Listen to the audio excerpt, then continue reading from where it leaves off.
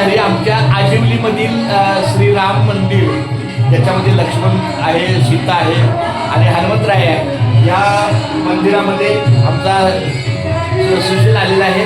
खूप धन्यवाद, थँक्यू. आणि मला याला सांगायला आनंद वाटतो की ह्याच मूर्तीच्या पायथ्याला, ह्या मूर्तीच्या चरणाला आपण लिहिलेली ज्ञानेश्वरी, आपण लिहिलेली तुकाराम गाथा, आपण लिहिलेलं भागवत गीता आणि आपण लिहिलेलं पंचरत्न हरिपाठ, ह्याचं प्रत्येकाचं एक एक पाठ खाली जोडलेलं आहे.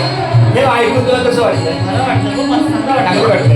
प्रत्येक माझ्या वरीचं एक एक पाठ तिथे ठेवलं, ही माझी आठवण झाली काय. हे जरा फक्त मी प्रार्थना करतो. आपण कॅमेरा फिरवतो. नाही शक्य.